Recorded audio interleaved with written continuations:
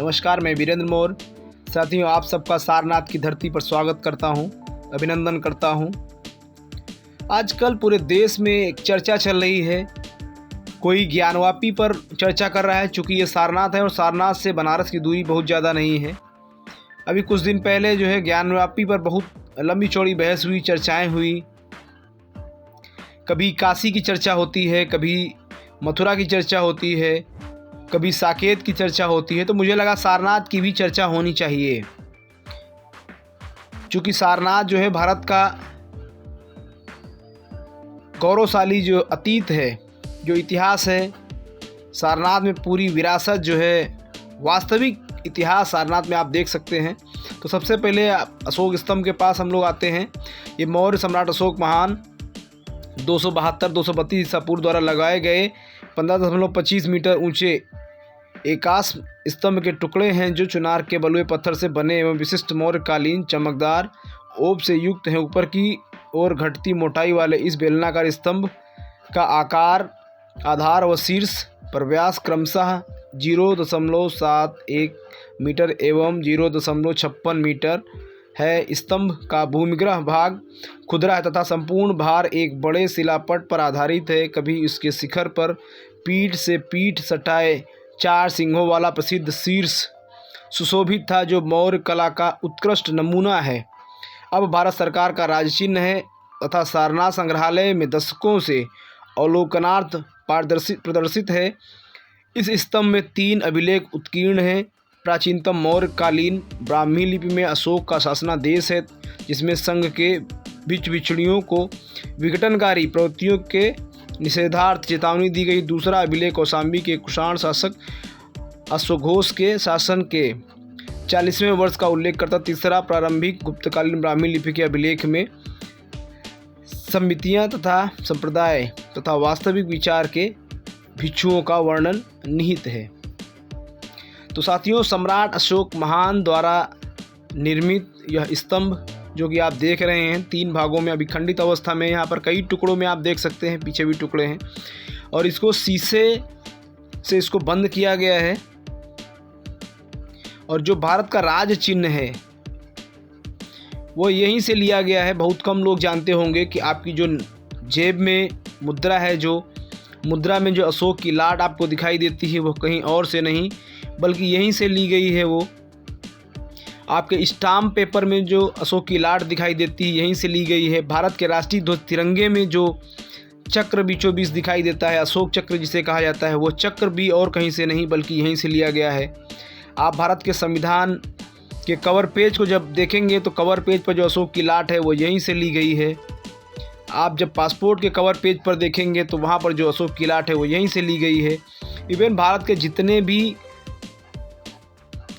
नागरिकता के प्रमाण हैं, चाहे वो आपका आधार कार्ड हो, चाहे वो पैन कार्ड हो, ड्राइविंग लाइसेंस हो, ऐसा कोई पेपर नहीं है जहाँ पर अशोक की लाट आपको दिखाई नहीं देती है। मुझे लगता है जहाँ पर अशोक की लाट नहीं होगी वह वैध नहीं होगा, क्योंकि भारत का राज चिन्ह है अशोक की लाट। इसलिए जो है हम यह कह सकते हैं कि सम्राट अशोक महान से पूरे भारत की पहचान है। और संविधान के कवर पेज पर अशोक स्तंभ इस बात का प्रतीक है कि भारत का वर्तमान संविधान सम्राट अशोक महान के शिलालेखों का दस्तावेज है। तो आइए अब चर्चा करते हैं यहाँ ये जो खंडहर में तब्दील हो गई भारत की प्राचीन विरासत, भारत की प्राचीन धरोहर है, उस पर हम लोग चर्चा करेंगे कि इतनी गौरवशाली संस्कृति, इतना गौरवशाली शासन, लोक कल्याणकारी शासन आखिर खंडहर में तब्दील कैसे हुआ, और खंडहर में तब्दील करने वाले लोग कौन थे, किस देश से आए हुए लोग थे। चूँकि इतिहास उन लोगों के द्वारा लिखा गया जिनके हाथ में, कहते हैं ना, जिसके हाथ में लाठी उसके हाथ में भैंस, वो हिसाब किताब रहा भारत में। जिन लोगों के हाथ में कलम थी उन्होंने अपने मन मुताबिक इतिहास को तोड़ मरोड़ करके लिख दिया। लेकिन आज हम बात करेंगे पत्थरों से, जो पत्थर बयां कर रहे हैं भारत की वास्तविकता को, और पत्थरों के साथ जो पत्थरों की जो दुर्दशा हुई उसको देख करके आप अनुमान लगा सकते हैं कि प्राचीन काल में किस तरह से इस विरासत को नष्ट करने के लिए प्रयत्न किए गए। देखिए, आप देख सकते हैं सामने ये जो अशोक स्तंभ होता है उसके नीचे जो शीर्ष फलक होता है उसका ये चित्र मालूम हो रहा है, प्रतीत हो रहा है। और उसको देखिए, उसके बगल में एक पत्थर का जो और स्तंभ है, उसमें आप कलाकारी देखिए, जो फूलों की कलाकारी है, मानो कागज़ पर पेन और पेंसिल से बनाई गई हो, इतनी बेहतरीन कलाकारी। और यहाँ पर देखिए जो सम्राट अशोक महान का स्तंभ है, जिसमें शेर बने हुए हैं, वो शेर की कलाकारी यहाँ पर भी आप देख सकते थे पीछे। और ये देखिए आप पत्थर पर उकेरी गई जो है शानदार कलाकृतियाँ। और ये छोटे छोटे देखिए जो है स्तूप नुमा, स्तूप के आकार के यहाँ पर देखिए आप जो है काफ़ी दूर, काफ़ी एरिया में। और वो 2300 वर्षों पहले जो निर्मित हुआ था, आज भी उसकी एक एक ईंट वैसे ही सलामत है, एक एक ईंट वैसे ही सलामत। और सामने अब आप देखेंगे भगवान बुद्ध की प्रतिमाएं हैं, कुछ ध्यान मुद्रा में, अलग अलग मुद्राओं की प्रतिमाएं हैं, लेकिन एक भी प्रतिमा आपको सलामत नहीं मिलेगी। हर एक प्रतिमा को तोड़ा गया है, नष्ट करने का प्रयास किया गया है। किसी का देखिए आप मुंह टूटा हुआ है, किसी का हाथ नहीं है, देखिए इनका हाथ भी तोड़ा गया है, मुंह भी तोड़ा गया है। और एक छोटा सा पत्थर है, और उस छोटे पत्थर में इतनी छोटी छोटी प्रतिमाएं देखिए बनाई गई हैं, उकेरी गई हैं। अब इन लोगों को, जिन लोगों ने नष्ट किया, सोचिए उनको बुद्ध से कितनी एलर्जी रही होगी, बुद्ध के धम्म से कितनी एलर्जी रही होगी उन लोगों को, कि उन्होंने छोटी छोटी प्रतिमाओं को नहीं छोड़ा, उन्होंने नष्ट करने का काम किया। और इतनी शानदार विरासत, गौरवशाली विरासत को खंडहर में तब्दील कर दिया उन लोगों ने। सामने आप देख सकते हैं धमेक स्तूप आपको दिखाई दे रहा है। और पूरा एरिया जो है बहुत खूबसूरत, बेहतरीन। और यहाँ पर प्रतिदिन जो है देश विदेश से हजारों टूरिस्ट यहाँ पर आते हैं। मूलगंध कुटी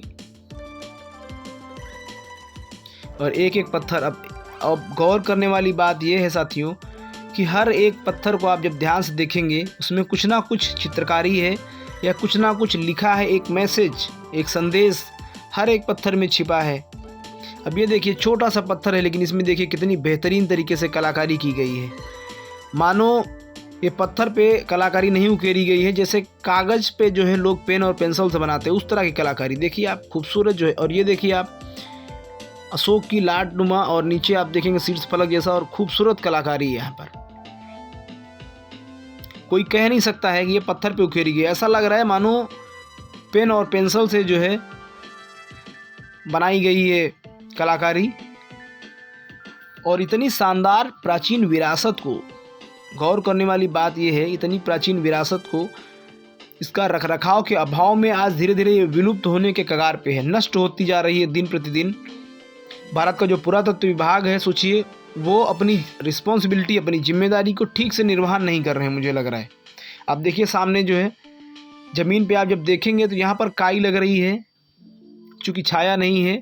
खुले आसमान के नीचे धूप छाँव, बारिश में जो है हर मौसम में वैसे ही ये भीग के देखिए आप, नीचे पूरा काला हो गया है, पूरी काई लग रही है।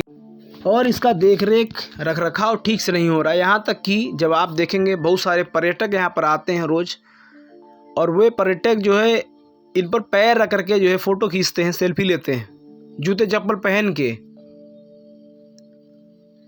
और यहाँ पर कोई देख रेख करने वाला, निगरानी करने वाला उस तरह से नहीं है। और ये जो मैप आप देख रहे हैं सामने, ये संभवतः सम्राट अशोक महान के समय का, जो कह सकते हैं हम, जो न्यायाधीश थे, जो सम्राट थे, जब वो न्याय करते थे तो बीच में आप जो है देखेंगे यहाँ पर जो गोलाकार बीच में बना हुआ है, ये संभवतः यहाँ पर बैठते होंगे वो। और चारों तरफ जो प्रजा होगी वो प्रजा बैठती होगी, और यहीं से बैठ करके जो है जो निर्णय हैं, फैसले हैं, वो सुनाए जाते रहे होंगे। इस तरह का यहाँ पर जो बनावट है उसको देखकर हम अनुमान लगा सकते हैं। और ये देखिए एक छोटा सा स्तूप है, और उस स्तूप के बिल्कुल पास में, धमेक स्तूप जो है उसके बिल्कुल पास में छोटा छोटे स्तूप, और ये एक स्तूप नहीं है, बहुत सारे स्तूप हैं। इसके ऊपर का हिस्सा देखिए टूटा हुआ है। और यहाँ पर देखिए आप नीचे आपको एक बुद्ध प्रतिमा एक दिखाई दे रही है। और ये सिर्फ एक बुद्ध प्रतिमा नहीं है, इस स्तूप के चारों तरफ जो है आप देखेंगे छोटी छोटी बुद्ध प्रतिमाएं यहाँ पर हैं। और सभी प्रतिमाओं को, एक भी प्रतिमा आपको समूची नहीं दिखेगी। यहाँ पर देखिए किन्हीं का जो है मुंह तोड़ा गया है, यहाँ पर इस प्रतिमा का मुंह तोड़ा गया है। और आगे मैं दिखाना चाहूँगा आपको, इसमें देखिए इनका हाथ तोड़ा गया है। और शीर्ष देखिए इस स्तूप का जो है गायब है। उसके आगे वाले स्तूप को जब आप देखेंगे वहाँ भी आपको यही, वहाँ भी तोड़ा गया है, नष्ट किया गया है। अब देखेंगे कि जो दूसरा स्तूप है उसका भी शीर्ष गायब है, और उसमें भी देखिए भगवान बुद्ध का जो कहते हैं, एक कहावत प्रचलन में है हमारे यहाँ कि मार के थोबड़ा बिगाड़ देंगे। तो जो थोबड़ा बिगाड़ने का प्रचलन है, जो दूसरे की संस्कृति नष्ट करने का प्रचलन है, मुझे लगता है कि मौर्यकालीन सभ्यता और संस्कृति को जब नष्ट किया गया वहीं से इसकी शुरुआत हुई। देखिए यहाँ भी भगवान बुद्ध की प्रतिमाओं को तोड़ा गया। अब हमको ये समझ में नहीं आता है कि इन लोगों की इतनी एलर्जी क्यों रही होगी। एक तरफ सम्राट अशोक महान की सारी चीज़ों को, सारे प्रतीकों को, भारत के राष्ट्रीय प्रतीक जो हैं, जो राज चिन्ह है, वहाँ पर लिया गया। राष्ट्रीय ध्वज तिरंगे से लेकर के, नोट से लेकर के, पासपोर्ट से लेकर के, स्टाम्प तक, हर जगह सिर्फ सम्राट अशोक ही अशोक हैं। और दूसरी तरफ इतनी गौरवशाली, इतनी लोक कल्याणकारी शासन नीति, उनकी विरासत को नष्ट भी किया गया। तो ये देखिए, जैसा मैं बात कर रहा था, जो स्तूप, ये देखिए अच्छे, ये मतलब खंडित अवस्था में नहीं है स्तूप है, इसी आकार में सारे स्तूप ये थे जितने आपको पीछे दिखाई दिए पहले के। लेकिन इसमें भी देखिए आप तथागत बुद्ध की जो प्रतिमाएं हैं उनको नष्ट किया गया है, मतलब उनके स्वरूप को बिगाड़ने की कोशिश की गई है। और आपको बता दूं कि तोड़ने के बाद, नष्ट करने के बाद इतना ही नहीं, इन लोगों ने मिट्टी डाल के इसको टीले में तब्दील कर दिया था। इस सारी विरासत को टीले में तब्दील कर दिया। अंग्रेज भारत में आए, अंग्रेज़ों ने खुदाई किया, खुदाई करके सारी चीज़ों को बाहर निकाला। और ये देखिए आप तथागत बुद्ध हैं, उनके हाथ को जो है तोड़ा गया है, लेकिन आप कान से, उनके बालों से, और उनकी जो ध्यान मुद्रा में बैठे हैं वो, उससे आप बिल्कुल आंख बंद करके यकीन के साथ आप कह सकते हैं कि ये तथागत बुद्ध ही हैं। तो इतनी गौरवशाली विरासत को नष्ट करने वाले लोग भारत में आज भी हैं। उसी डीएनए के लोग आज भी भारत में मौजूद हैं, उन्होंने नष्ट किया। और आज जो है तकलीफ़ इस बात की होती है कि पूरे देश में आज ज्ञान व्यापी पर चर्चा चल रही है, आज काशी पर चर्चा चल रही है, आज मथुरा पर चर्चा चल रही है, लेकिन सारनाथ पर कोई चर्चा करने को तैयार नहीं है। जबकि भारत के पास आज जितना भी है, जो कुछ भी है, वो सब सम्राट अशोक महान के काल का है। और आप जब विश्व मंच पर जाते हैं, भारत के माननीय प्रधानमंत्री जी जब भी विदेशों में जाते हैं, वहाँ वो एक ही बात कहते हैं कि हम बुद्ध के देश से आए हैं, हम अशोक के देश से आए हैं। और भारत में वही बुद्ध और वही अशोक जो है, देखिए आप यहाँ पर शानदार तथागत बुद्ध की प्रतिमा है, खंडित अवस्था में है और खुले आसमान के नीचे है। धीरे धीरे जो है सारी विरासत जो है आप 10, 20, 30 सालों में बिल्कुल अपनी आंखों के सामने धीरे धीरे नष्ट होते देखेंगे। सामने जिसकी मैं बात कर रहा था, देखिए लोग चप्पल जूते पहन करके जो है ऊपर चल रहे हैं। यहाँ कोई देखने वाला नहीं है, कोई टोकने वाला नहीं है। और कहीं ना कहीं मुझे ऐसा लगता है कि कुछ लोग भारत में ये चाहते हैं कि अशोक की विरासत, अशोक की जो सांस्कृतिक धरोहर वो धीरे धीरे नष्ट हो जाए। कुछ लोग चाहते हैं, जानबूझ के चाहते हैं। और पुरातत्व विभाग मानो कान में आँख और कान बंद करके बैठा हुआ है, उसको दिखाई नहीं दे रहा है कि जो विरासत गौरवशाली है और जो वास्तविक है, जो दिखाई दे रही है, उसका संरक्षण नहीं है, उसकी सुरक्षा नहीं है। और जो किसी ने कह दिया, भ्रम कह दिया, जैसे किसी ने कह दिया था कि ज़मीन के नीचे 100 टन सोना है, तो वहाँ उसके पीछे सारे लोग लग गए, पूरा सरकारी सिस्टम, शासन प्रशासन लग गया खुदाई करवाने में। और जो विरासत आपको दिखाई दे रही है, उसकी सुरक्षा व्यवस्था नहीं है, उसका संरक्षण नहीं है। तो क्यों नहीं है और कब तक नहीं है? क्या भारत सरकार और पुरातत्व विभाग ये चाहता है कि सारी विरासत ये नष्ट हो जाए? अगर नहीं, तो इसका संरक्षण क्यों नहीं हो रहा है, इसकी सुरक्षा व्यवस्था क्यों नहीं हो रही है? क्योंकि हमारा ये गौरवशाली अतीत है। हम आने वाली पीढ़ियों को हम क्या मैसेज देंगे, क्या संदेश देंगे हम, कि हम उसको बचा नहीं पाए, हम उसको सुरक्षित नहीं रख पाए। तो साथियों, आप लोगों ने वीडियो को ध्यान से देखा, इसके लिए बहुत बहुत साधुवाद। और अगर वीडियो अच्छा लगा हो, अगर आप चाहते हैं कि भारत की विरासत सुरक्षित रहे, संरक्षित रहे, तो आप सब इस वीडियो को अधिक से अधिक शेयर करें, अधिक से अधिक लोगों तक पहुंचाएं। धन्यवाद। जय भारत।